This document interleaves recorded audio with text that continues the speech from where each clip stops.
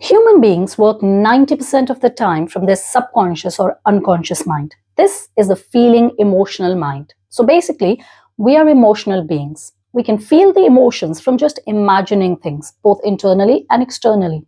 Don't believe me? Imagine being on the holiday you've planned in the future and see how that makes you happy in the present.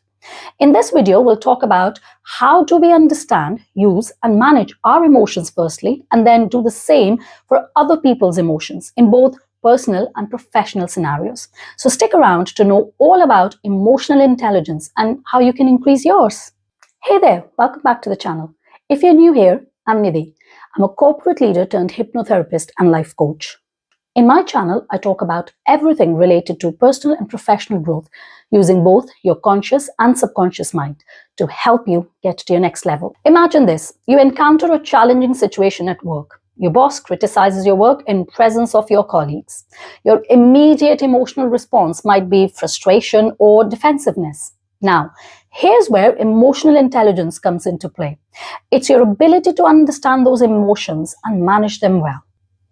Emotional intelligence, or EQ or EI, is a concept that refers to the ability to recognize, understand, and manage one's own emotions, as well as the ability to perceive, interpret, and respond to the emotions of others. The term emotional intelligence was popularized by psychologist Daniel Goleman through his book Emotional Intelligence: Why It Can Matter More Than IQ, published in 1995.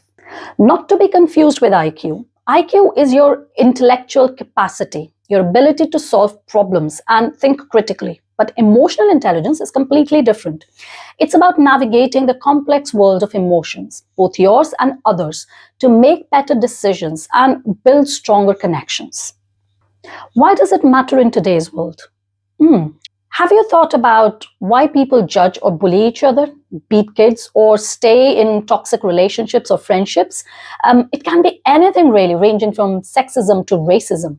All this happens because of insecurity due to a lack of emotional intelligence.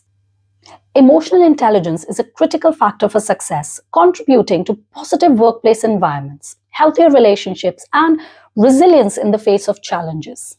We live in a world where reading, writing, arithmetic are taught in schools, but the crucial skills like emotional intelligence often get left behind. Emotional intelligence is a foundational skill, affecting about 60% of your performance at work. It is very important if you're managing people, and as you climb up the corporate ladder, you need this skill even more.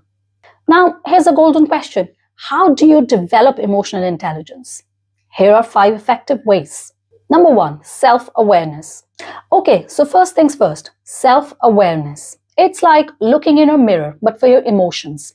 Take a moment to think about how you feel. What makes you happy or annoyed? Understanding yourself is like having a superpower. It helps you deal with life's ups and downs better. Think of it like peeling an onion, layer by layer. Recognize your strengths and weaknesses. Be honest with yourself. The better you know yourself, the better you can handle whatever comes your way. Also, learn to disassociate yourself from the emotion. For example, instead of thinking, I'm sad, think, I'm feeling sad.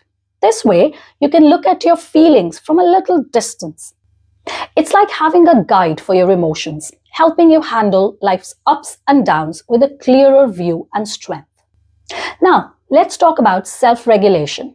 It's like being the boss of your own emotions. When things get crazy, learn to center yourself. Take a deep breath, count to 10. Whatever helps you stay in control. Don't let anger or frustration boss you around. We all feel angry or upset sometimes. Instead of letting it explode, find healthy ways to let it out. Write it down, talk about it, but don't let it eat you up. It's like releasing pressure from a balloon before it pops. It's not about reacting in the moment. It's about responding wisely. Next up is empathy, a big word for putting yourself in someone else's shoes. You basically understand the state of mind of that particular person, understand what he or she is going through in life, even if you don't agree. It's not about being a pushover. It's about making stronger connections by respecting and acknowledging others' feelings. It's like building bridges instead of walls. It's not just about what you say, but how you say it and how you listen, which leads me nicely on to the next point of being present and actively listening. This links very well to the previous point on empathy.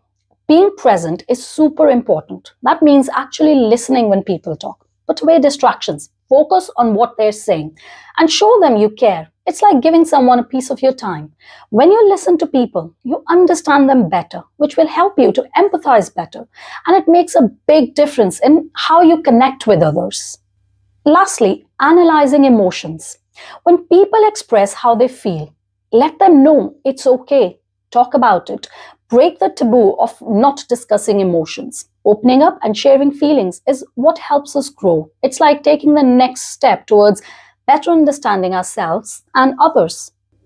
So, there you have it, a simple guide to boosting your emotional intelligence. It's all about knowing yourself, staying in control, understanding others, being present, and handling those tricky emotions. Give it a shot, and you'll see how it makes your life a bit smoother. Thanks for tuning in, and don't forget to like, subscribe, and share this video with anyone who you think might benefit from it. Until next time, take care.